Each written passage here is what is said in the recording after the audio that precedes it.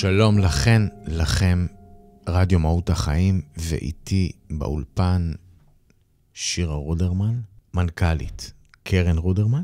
קרן משפחת רודרמן. קרן משפחת רודרמן.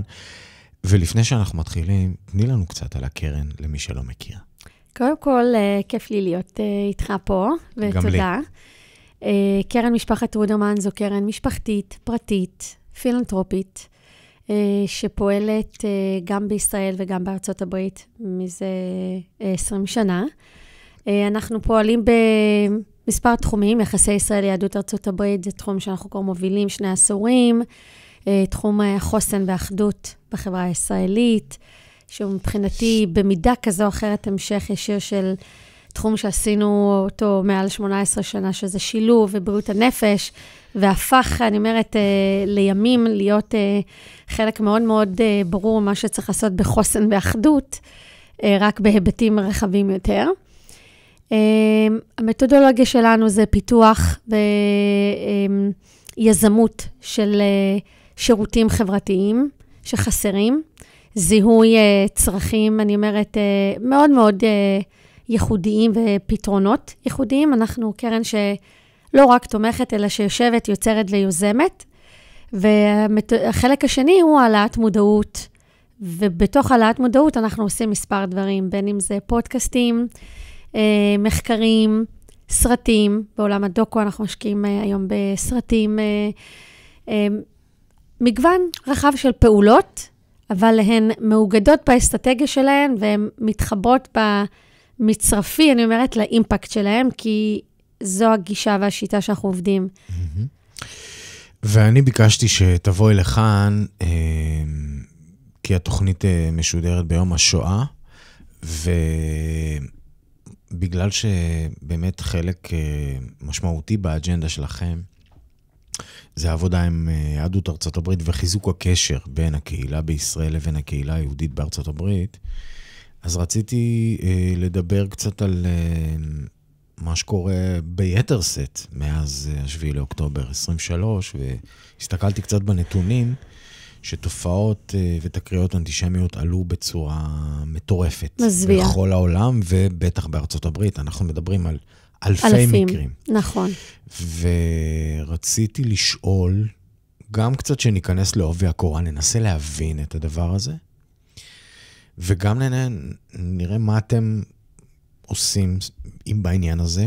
בשמחה. וגם קצת אנחנו תמיד בסוף, לא משנה מה, אנחנו, איך אמר ליאונרד כהן, בכל דבר יש סדק שדרכו יכול האור להיכנס. לחלוטין. אז אנחנו תמיד מחפשים את הסדק, מסתכלים למציאות בעיניים, לא חיים בללה-לנד, אבל מחפשים את הסדק. זאת העבודה שלנו, וגם נראה לי שלכם. משתדלת, כן. אנחנו בהחלט משתדלים. כמו שאמרת, קודם כל אנחנו, אני כשירה, ואני אומרת גם קרן רודרמן, אני אומרת, יש קצב לעולם, יש כל אחד והאמונה שלו, אני אדם מאמין, יש מי שמנהל את העולם, ואנחנו כלים ושחקנים בתוך הסיפור הזה.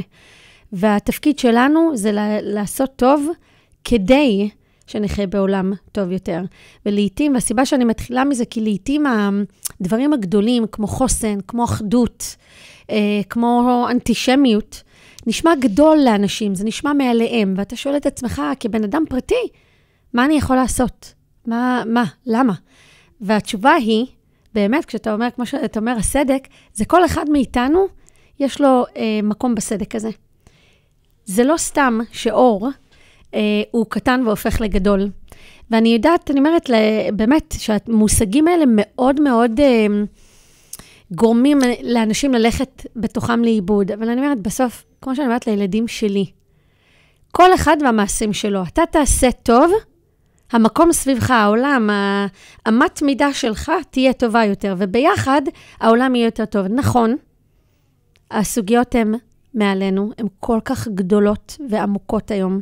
האנטישמיות הפכה להיות, אני אומרת, משהו ברמה יומיומית.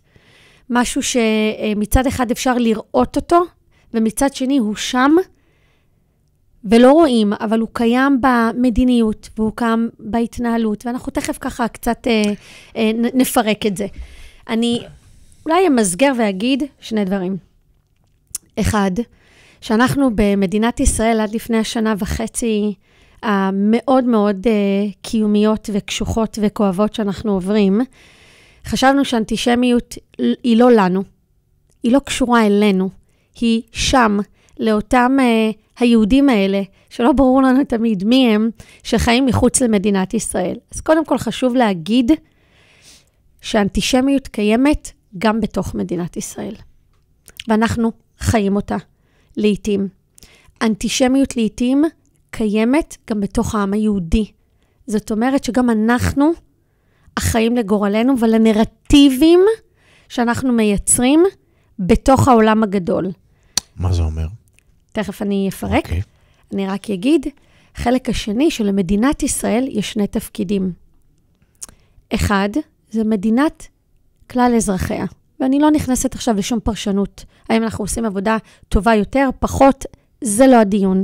מדינת ישראל היא מדינה דמוקרטית, והיא יודעת להיות מדינה לאזרחים. כולנו במגמת שיפור. בסדר? זה לא דיון פוליטי, זה דיון קיומי עכשיו.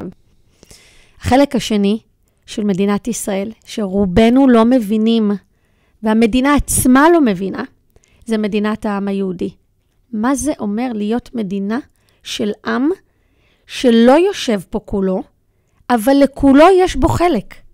זה לא כמו להיות אזרח אמריקאי שבחר לעזוב את ארצות הברית, ועכשיו הוא בוחר לגור בארגנטינה, או אפילו במדינת ישראל. זה לא, יש פה סיפור של עם, והסיבה שאני אומרת את זה, כי כשאנחנו נוגעים בליבת האנטישמיות, זה סיפור של עם יהודי. היום האנטישמיות היא אנטי-ציונות, אבל עד לקיימות מדינת ישראל, אנטישמיות הייתה לכל יהודי באשר הוא.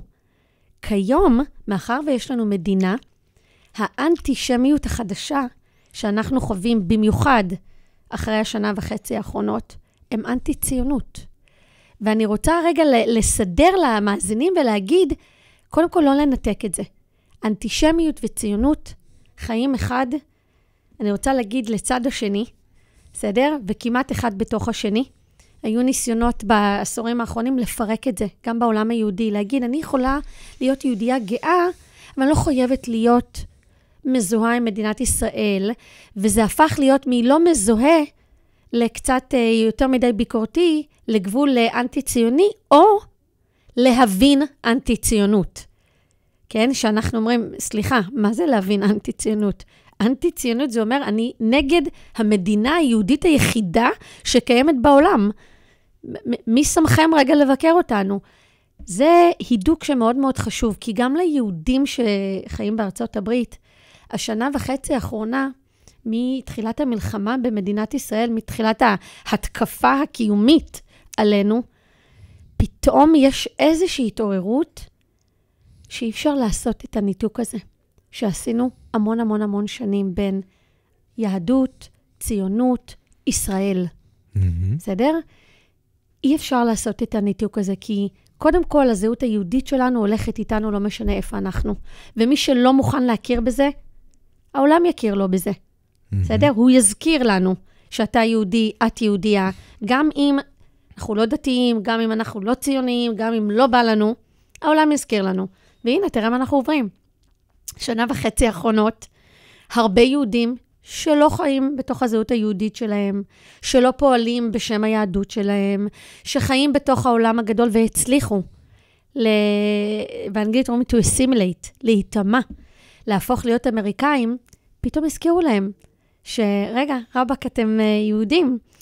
החלק השני הוא שמה שקורה במדינת ישראל, הוא בגורל שלנו, אנחנו מושפעים ממנו אחד מהשני. זאת אומרת, יש פה מלחמה, יש פה התקפה קיומית על מדינת ישראל ועל העם היהודי, וזה באופן מיידי, באותו יום משפיע על אותם יהודים שלא יושבים במדינת ישראל. באיומים עליהם, בהתקפה עליהם, בתחושת בדידות שפתאום כולם עזבו אותם, כי הם יהודים, והם יהודים, זה אומר את החלק מהנרטיבי של מדינת ישראל, שאגב, אני אומרת, כך צריך להיות, אנחנו אחד, אבל לצורך העולם, יש פה רגע אי-הבנה, אני אומרת שאנחנו לא תמיד פועלים באותו סינכרון אחיד, ולכן אנחנו צריכים לחזור לבסיס, לשורש, שקודם כל אנחנו עם, ואנחנו מדינה שאמורה לשרת עם, ואנחנו צריכים לתחזק את זה, והאנטישמיות זה חלק מהסיפור שאנחנו צריכים לתחזק. אנחנו צריכים לעבוד בזה עם העם היהודי שלא יושב פה. לעבוד לסייע להם להתמודד עם אנטישמיות, לסייע להם להתמודד עם חוסר ביטחון שיש להם בקהילות שלהם, לסייע להם להבין שהם חלק מהסיפור שלנו, ואנחנו אחד, ואני אפילו אגיד להשתמש בהם כשגרירים של מדינת ישראל, כי אנחנו צריכים אותם. לא כי רק אנחנו רוצים ואנחנו עושים טובה, כי אנחנו צריכים. תראו מה נעשה במלחמה הזאת. זאת אומרת, אותם יהודים שלא גרים פה, איך הם נעמדו, אני אומרת, דום, ונקראו לדגל האזרחי, לדגל הלאומי, ואנחנו זקוקים לזה, תראה את ההשלכה של זה. איך אנחנו היום מתגאים כשוויטקוף הוא יהודי. אבל עד לפני רגע, לא רצינו, היינו מבקרים אותו, איזה יהודי הוא. איזה מדהים זה ששחקנים מסוימים מזדהים עם ההתקפה על מדינת ישראל ועל הקיום שלה, והם לא יהודים פעילים כל השנה. זה בסדר. אנחנו לא צריכים להפוך להיות שיפוטיים. איזה יהודים אנחנו, באיזה עומדן, שמירת מצוות כזו ואחרת אנחנו נמצאים. גם אני אדם שומר מצוות. זה לא קשור לסיפור שלנו, שאני רוצה לראות את עם ישראל שם אחד בשביל השנייה. אני רואה את עם ישראל כאחד. אנחנו 15 מיליון יהודים, מתוכם חצי יושבים במדינת ישראל, והחצי השני יושב בארצות הברית. ואנחנו אחראים לגורל שלנו, ואם אני חוזרת לסיפור של האנטישמיות, אני אומרת, חווינו את זה השנה, בכל היבט אפשרי. באמת אני אומרת, מפיזי, להרביץ לאנשים ברחוב, להתקיף יהודים, לירוק, למשוך את הכיפה, באופן הכי פיזי, אני קוראת לזה, גרמניה של שנות ה-30 שאנחנו מכירים. עד למדיניות סמויה, נקייה, שמתהדרת בזה שהיא פרוגרסיבית, שהיא ליברלית, אבל היא אנטי-ציונית, אנטי-יהודית, ואין לך מקום איתנו.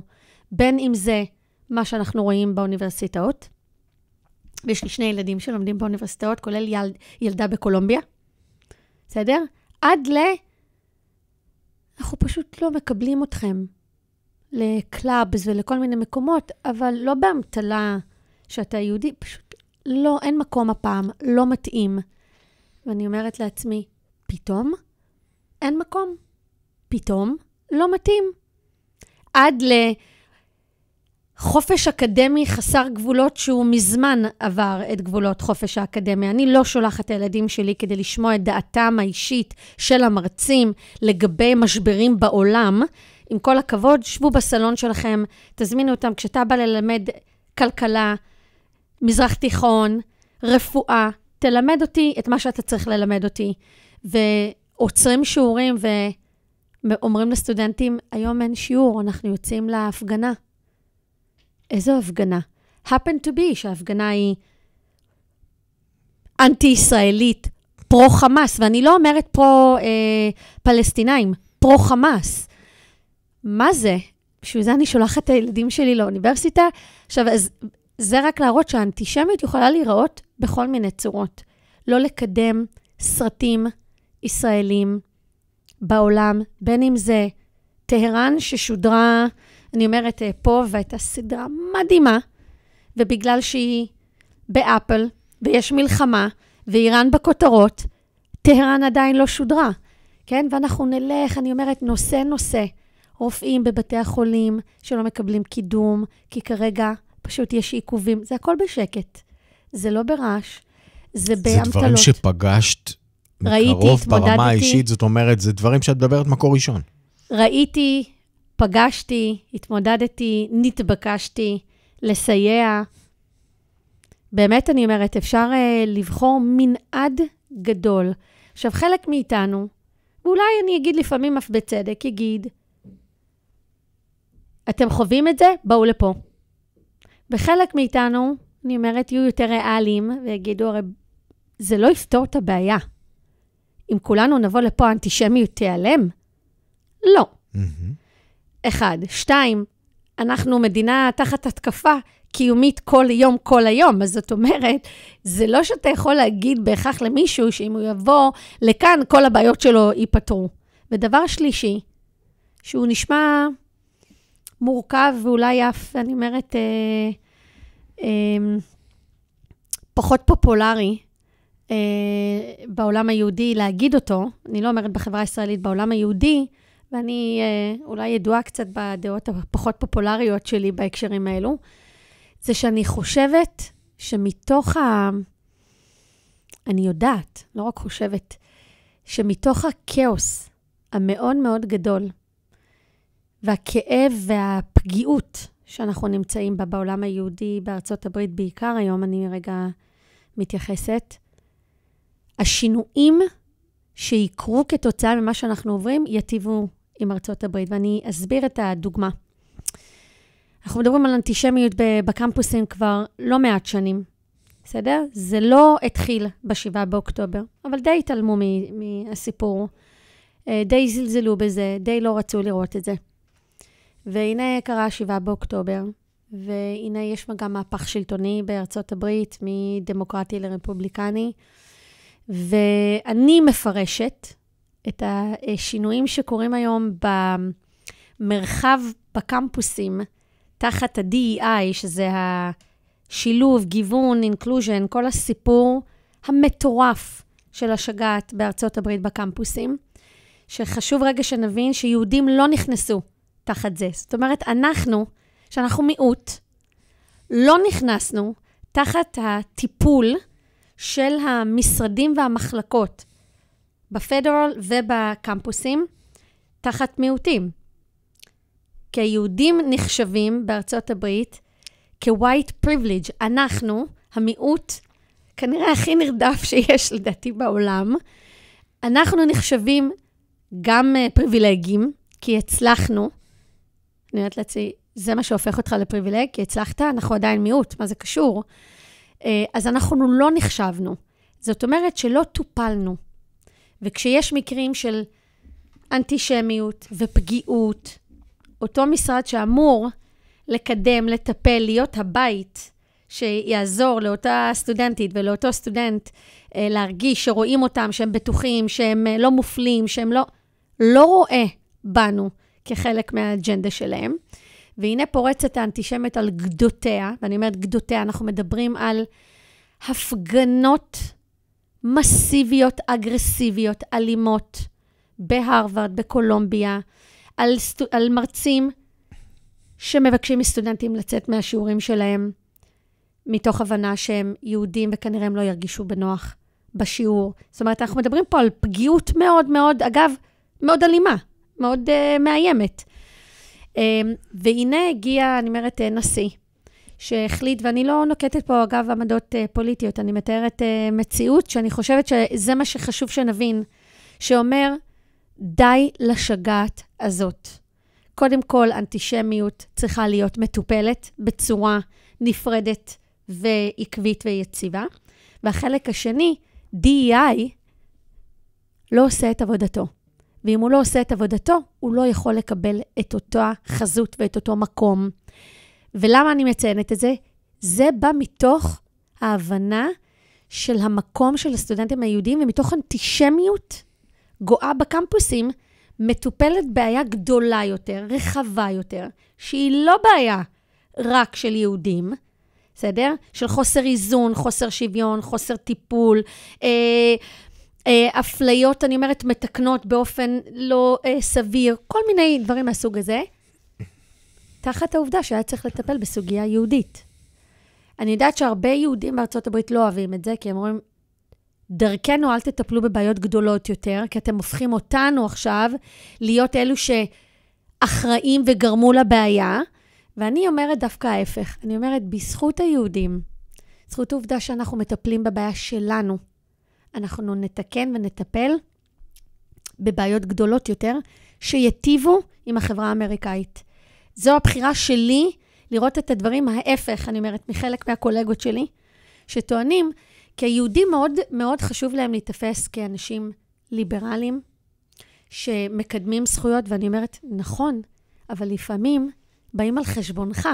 אז אם אתה מתקן את הבעיה לעצמך, ואם אנחנו דואגות רגע לעצמנו, מה הבעיה להגיד שבזכות זה נתקן גם את שאר העיוותים, לא רוצה להגיד בעולם, אבל לפחות בקמפוסים.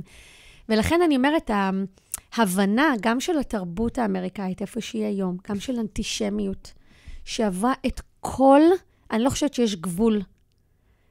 אנשים אומרים את הטעם הטוב, אני לא יודעת, יש פגיעות שיש בטעם טוב.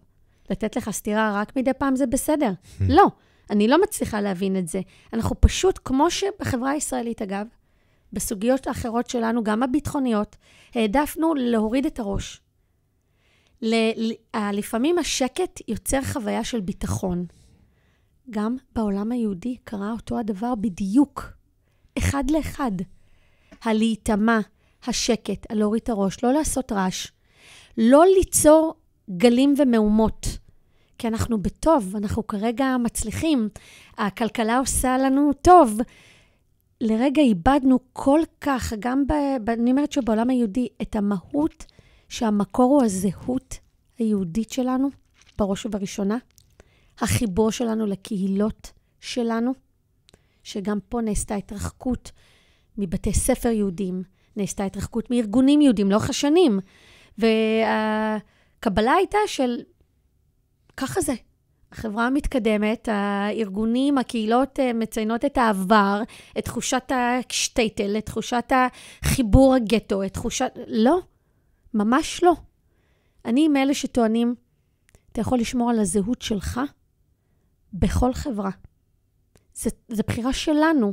גם פה, בתוך החברה הישראלית, אפשר לשמור על כל זהות, של יהודים ולא יהודים. זה לא סותר, אבל יש לנו גם זהות משותפת, ישראלית, אחידה, עם ערכים. הבעיה שאנחנו, אין לנו זהות משותפת, ישראלית, אחידה. אין לנו ערכים משותפים, ולכן אנחנו נמצאים במתח בזהויות שלנו. זה לא כי אנחנו לא מכילים. אותו דבר אני חובה בעולם היהודי, אני לא רואה שוני, ובחברה האמריקאית. וזה מה שמביא אותנו, לדעתי, לכאוס המאוד מאוד גדול, שאגב, כל הדמוקרטיות עוברות עכשיו.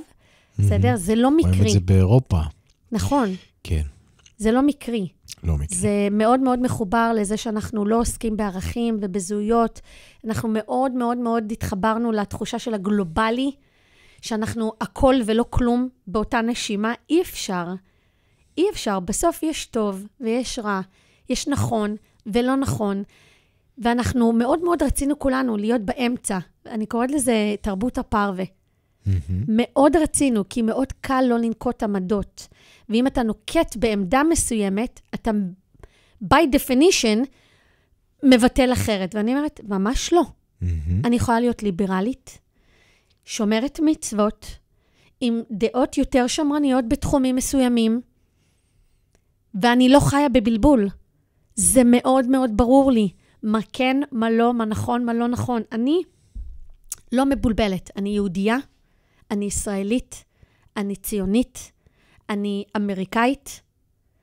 הילדים שלי חיים בתרבות, אני אומרת, המורכבת הזאת, אבל הטוב והרע שלהם לא קשור לבלבול ולריבוי הזהות. המצפן שלהם מכוון. בדיוק, המצפן הוא קודם כל מי שאנחנו.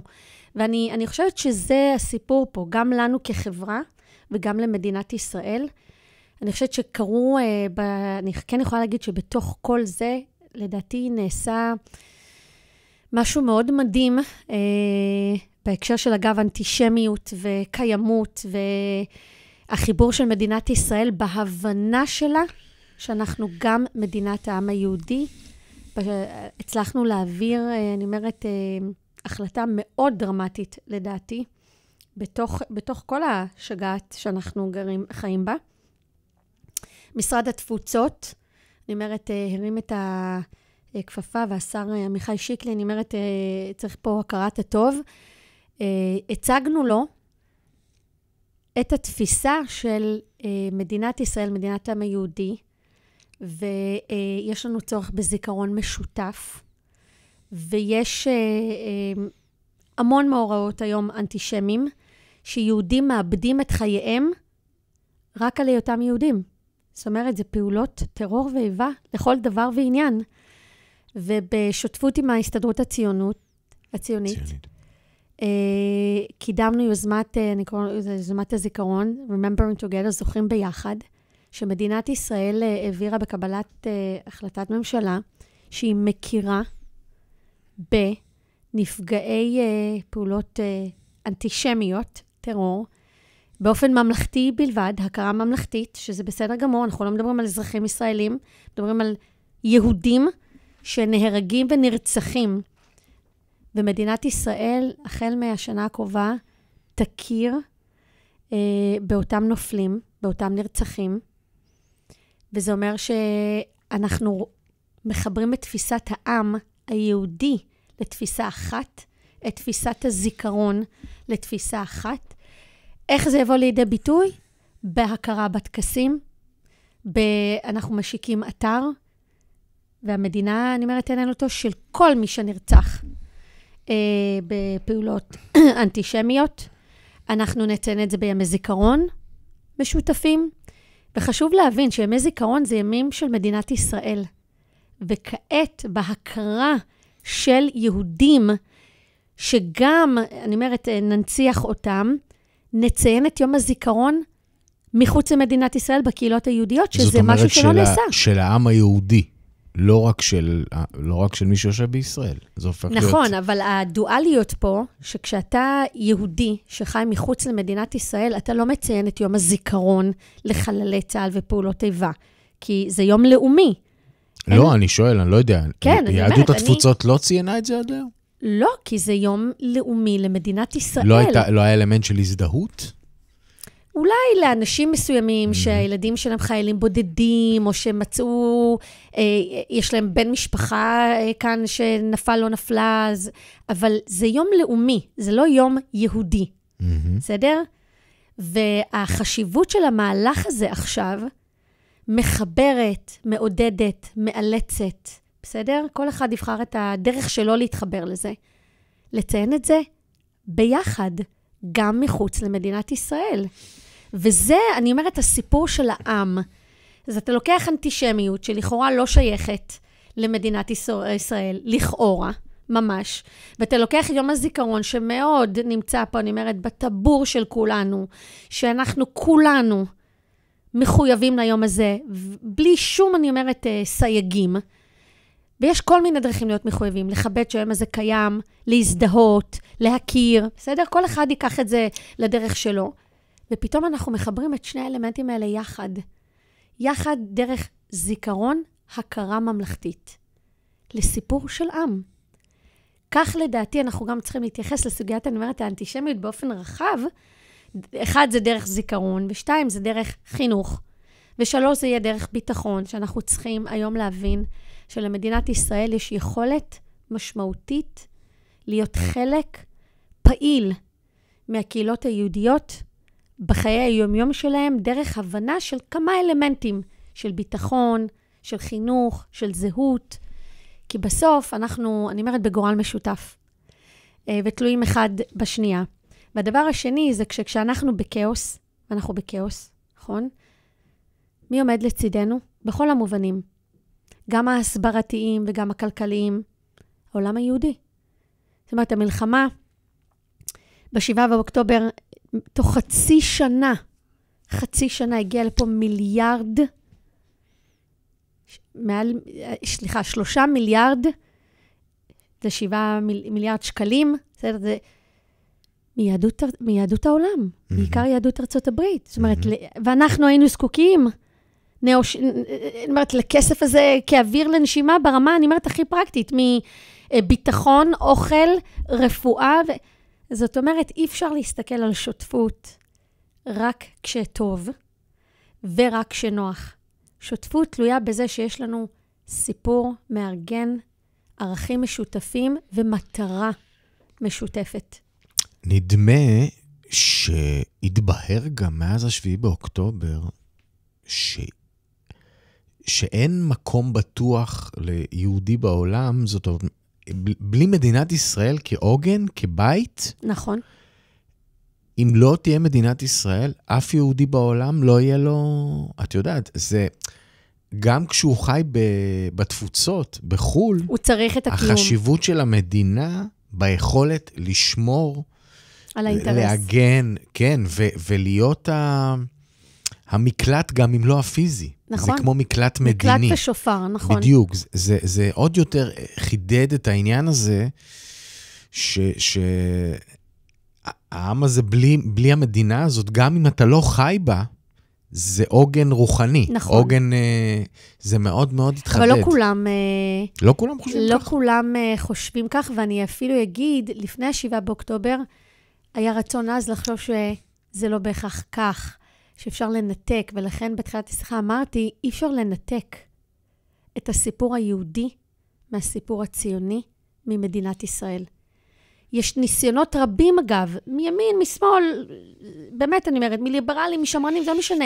לפעמים לנתק את זה, כי רוצים להגיד, אני לא נגד, אני לא תומך במדיניות, אני לא יהודי כזה, אבל אני יהודיה כזאת. חברים, זה לא רלוונטי. כל אחד את הבחירות האישיות שלו יעשה, אני אומרת, עם עצמו. אבל הסיפור קשור. אנחנו לא יכולים לנתק את מדינת ישראל מהעם היהודי, אנחנו לא יכולים לנתק את הציונות שלנו, שזה בעצם קיימותה של מדינת ישראל, מהסיפור היהודי שלנו בתפוצות. ובדיוק כמו שאתה אמרת, הקיימות של מדינת ישראל היא הביטחון הקיומי, הלאומי והמארגן. אפילו הידיעה שיש לאן לברוח. בדיוק, המארגן. זה הסיפור. תראי, דיברת על העניין הזה של אנטישמיות, שהיא אנטי-ציונות בעצם, מה7 באוקטובר. והרי אפילו האיראנים אומרים, תשמעו, אין לנו שום דבר נגד היהודים, ויש לנו נגד הציונות.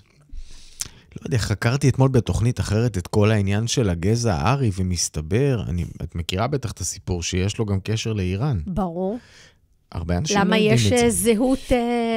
אני קוראת לזה במטרות שלהם להשמידנו, זה לא סתמי. כן, גם זה המילים, זה אריאן, זה, כן, זה סיפור שלם. אבל מה שאני אומר זה אוקיי, אז ההבחנה, האנטישמיות הרי לאורך הדורות, לאורך ההיסטוריה, הייתה נגד השבטים השמים, והרדיפה היהודית אפשר להסתכל עליה מכל מיני היבטים, זה מהסיפור הדתי הנוצרי, של ישועה וכל הזה, וכל הסיפור הזה, עד גרמניה הנאצית, שראתה בשמים גזעים נחותים וכו'. אבל כאן כאילו זה סיפור של משהו, את אומרת, אידיאולוגי, זאת אומרת, זה פחות יהודי, זה יותר אנטישמיות, אנטי-ציונית. אז יש, כמו שאתה אומר, הספרות מחולקת לשניים. הקלאסית, האנטישמיות הקלאסית, שהיא, אני אומרת, מה שציינת, ידועה, אני אומרת, לכולנו יותר, נטועה בנרטיבים הדתיים, והיא נחשבת, מייצגת בעיקר את העולם הימני, השמרני, שזה משהו שרובנו מכירים. לימים, האנטישמיות שאנחנו חווים היום, היא בעולם, אני אומרת, של אידיאולוגיות נאורות, בסדר? אנחנו קוראים לזה אנטישמיות מהשמאל, שבאמת חובה את עצמה כנאורה ליברלית מתקדמת, ובאמתלות של אידיאולוגיות שונות, אני אומרת, הם נותנים לנו, אני אומרת, לחוות אנטישמיות באותה מידה ובאותה עצימות, רק מטיעונים שונים, שהם טיעונים יותר אקדמיים, נאורים, מתקדמים לעניות דעתם. בעיניי שום דבר בזה לא נאור, כן? וזה מוכח. אנחנו לדוגמה, לפני שנתיים עשינו מחקר מי ידע שתהיה המלחמה, אני אומרת, שהתבסס, רצינו לבדוק מה הקשר בין מה שנעשה בטוויטר לאנטישמיות. בסדר? ובחנו בדיוק את הנושא הזה, אגב. מה הקשר בין מה שהשיח ברשת לבין מה שנעשה במציאות, אמירות שנאמרות מהנרטיב הקלאסי, לאמירות שנאמרות מנרטיב, אני אומרת, המתקדם, הלא קלאסי, הליברלי, ומצאנו, אני אומרת, שני דברים. קודם כל, שזה מגיע לאותה תוצאה. בדיוק. לאותה תוצאה. זאת אומרת, שאנטישמיות קלאסית ואנטישמיות עכשווית, מביאים אותנו לאותה מציאות שאנחנו חווים. 1, 2, מה שנעשה ברשת, שתמיד אנשים אמרו, אנשים הם גיבורים מאחורי מיקרופון ומסך, אבל במציאות הם לא מתנהגים ככה. הוכח על ידי מחקר שזה לא נכון. מה שנעשה ברשת, האיומים שקורים, אפרופו המלחמה, אגב, אפשר להגיד, אימו עלינו, אמרו לנו, זה לא היה סתם. קורה במציאות ברמה פיזית. ראינו את הקורלציה בין פגיעות ברשת לפגיעות פיזית.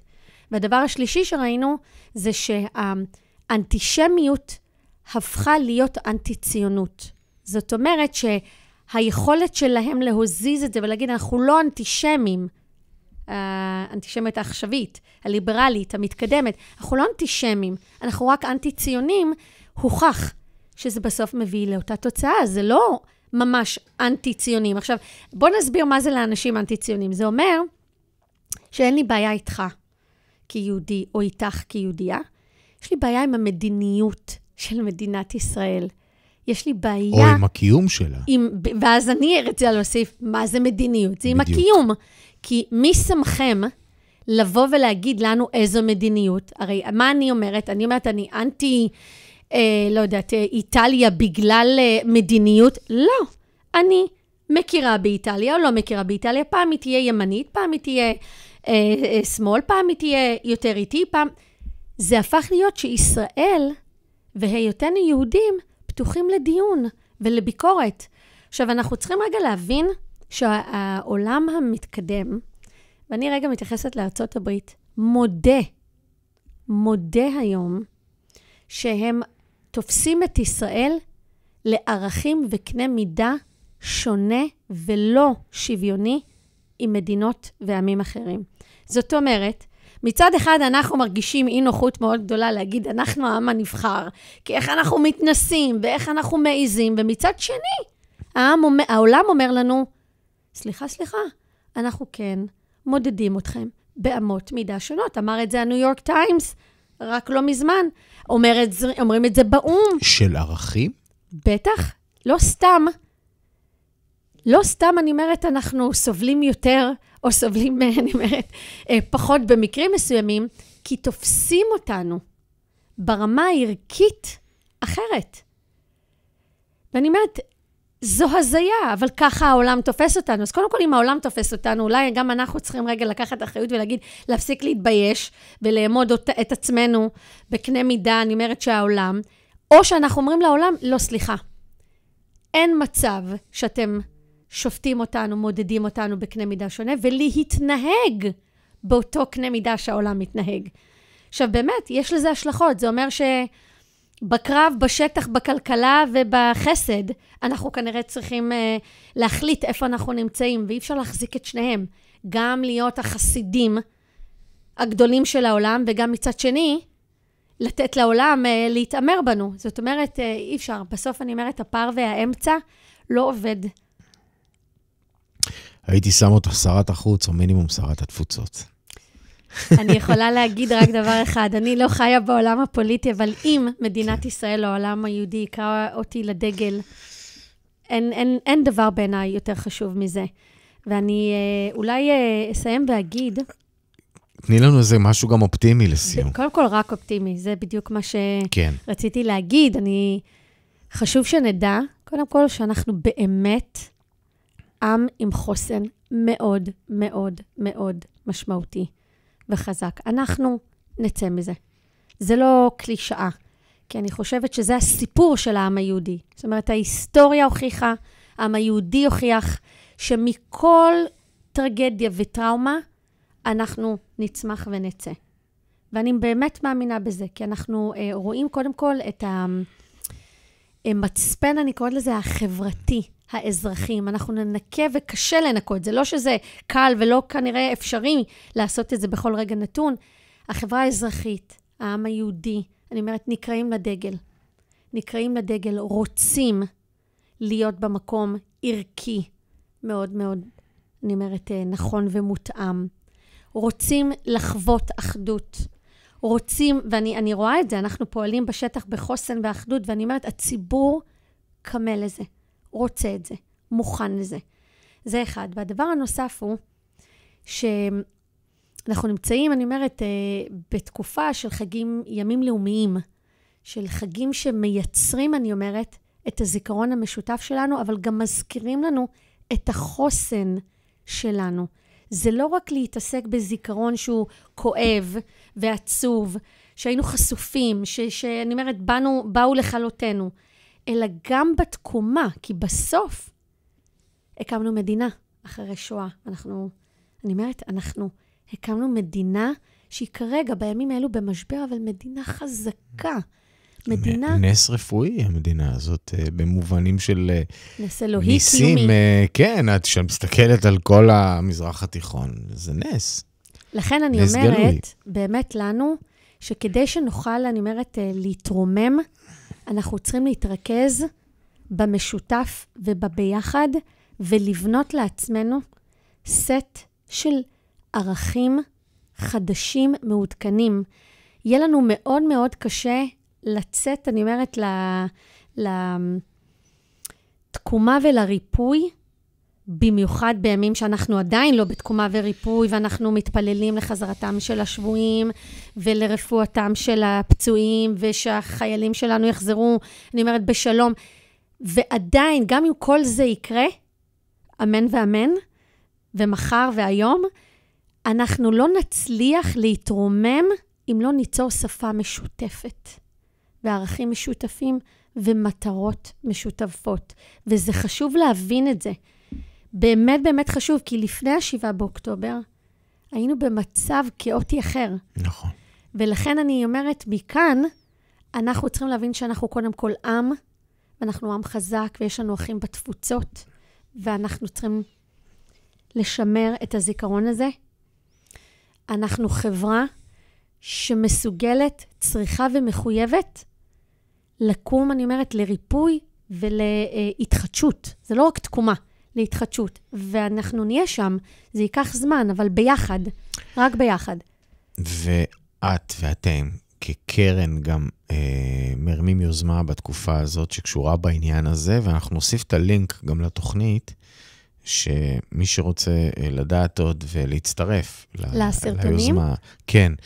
תני לסיום משפט אחרון באמת רק על היוזמה הזאת, כי זה מתחבר לרוח שהבאת עכשיו. נכון, אז יש הרבה דברים שאנחנו מנסים לעשות מאז המלחמה בחוסן ובאחדות, ולקראת, אני אומרת, התקופה הזאת בין חגי פסח לחגים הלאומיים, לימים הלאומיים, חשבנו שאנחנו צריכים לקחת את הסיפור, אני אומרת, של הנשים, נשים חזקות ומדהימות שיצאו בחברה הישראלית, אני אומרת, פתאום לאור העולם, הם תמיד היו שם, רק אותן לא ראינו, שמדברות גם אחדות, גם תקווה, וגם עוסקות, אני אומרת, בחוסן, מתוך המקום הכי כואב שלהן, 4 אמהות שאיבדו את היקר מכל להן, וזה את הבנים שלהם.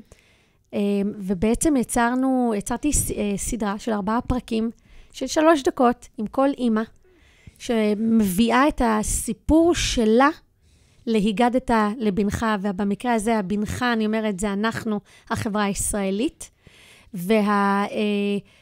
והיכולת שלנו, אני אומרת, לשמר את הסיפור של אחדות, באופן שהוא מעשי, לא רק כמילה. וכל אחת מהן נותנת את הערך שלה, את התפיסה שלה, ואת היכולת שלנו להתחבר לזה. וזה הדבר החשוב ביותר, מה שאמרת עכשיו. לא להשאיר את זה כסיסמה, כי זה הכי מסוכן. כשמילים אין מאחוריהן פרקטיקה, נכון. זה יכול להתהפך על כוונת המקור, נכון. וזה קרה הרבה. החוכמה היא לתרגם את זה, ליכולת באמת לראות את האחר, ליכולת להכיל את האחר, להקשיב לאחר, לקבל דעה שאינה כמוני. אחדות זה לא לוי דווי. אחדות זה לא אחידות. בדיוק. זה לדעת, להבין שיופיו של הפאזל בריבוי גווניו, ולא כסיסמה. איך חיים את זה? הפרקטיקה של האחדות. הפרקטיקה, קודם כל מתחילה בפרט. אני חושבת שזה הסיפור הגדול פה. תמיד ידמה לנו שזה יבוא מלמעלה. מישהו יביא לנו את זה. אף אחד לא יביא לנו את זה. זה אנחנו. זה אחד. אז זה מתחיל בפרט, כמו שאמרת, בפעולות הקטנות של אני רואה אותך, אני שומעת אותך, אני מכבדת אותך, אני לא מתרחקת כי אתה לא חושב כמוני, אני פה. 1. 2, ברמה החברתית, זה יצירת ערכים משותפים, שפה משותפת ופעולות משותפות. בסדר? זה סיפור מאוד מאוד חשוב. אני חושבת שגם פה קצת איבדנו את היכולת להבין שאנחנו כבר לא עושים דברים ביחד. עכשיו, שילוב זה לא הסיפור פה. אחדות זה לא שילוב. בסדר? אחדות זה אומר שאנחנו מייצרים פעולות משותפות ביחד, ועדיין אנחנו לא אחידים. אנחנו שונים. אני אשאר שירה ואתה תישאר אסי, אחד מאיתנו יגור בעיר ואחד ביישוב, אני אהיה דתייה ואחרים יהיו לא. זה בסדר, אבל זה לא רק בסדר כי לא אכפת לי ממך תחיה ותן לחיות. זה בסדר כי יש לנו 5 דברים שאנחנו נעשה ביחד, אסי. אנחנו נתייצב לדגל, אנחנו נשרת, ואני אומרת שוב, לא חשוב להגיד עכשיו איך נשרת. בצבא, באזרחי, אנחנו נשרת, אנחנו נצביע, אנחנו נפעל, אנחנו נעשה 5 פעולות ביחד, ואנחנו נסכים על לפחות 5 ערכים, שאנחנו לא נתבלבל בהם, כי תבין כמה הסיפור של מילים לפעמים הוא יותר גדול ממה שנדמה לנו. פעם, כשהיו אומרים בית, היה ברור לכולנו מה המשמעות של בית. היום אתה אומר בית, כל אחד מדמיין סיפור אחר. פעם היית אומר משפחה. לכולנו היה ברור. היום אתה אומר משפחה, לכל אחד יש מבנה אחר. לכן צריך ליצור את השפה והערכים המשותפים, שכשאנחנו נגיד ישראל, דגל, בית, משפחה, אנחנו לא נתבלבל. לא יהיו לנו כמה דגלים בראש, לא יהיו לנו כמה מדינות בראש. זה הסיפור של אחדות אגב. ואני חושבת שאנחנו מצווים, מחויבים, נדרשים לבנות את זה. כי מדינת ישראל והעם היהודי, וזה הסיפור פה, לא יצליחו בלי אחדות. ואני אומרת, ראינו כבר חורבן, אנחנו רגע מהמצוק של החורבן הבא, אם לא כבר בתוך החורבן עצמו, לא נקום אם לא נבין שאנחנו ביחד, לא הולכים לשום מקום, זה הבית, זה העם, ומפה יהיה גם עם ישראל חי, וגם מדינת ישראל שתהיה חברה למופת. שירה רודרמן, מנכ"לית קרן רודרמן, אישה רוח, אומרים אצלנו. תודה. תמשיכו בעשייה המבורכת. תודה על השיחה הזאת. תודה על הדברים החשובים. על העשייה למען העם היושב בציון, והעם היושב במקומות אחרים, בארצות הברית ועוד. תודה. שנדע ימים טובים ובשורות טובות. אמן, אמן. וזהו, תודה לכם על הצפייה, על ההאזנה. מקווה שלקחתם לפחות דבר אחד מהתוכנית הזאת, אם לא 5. להתראות.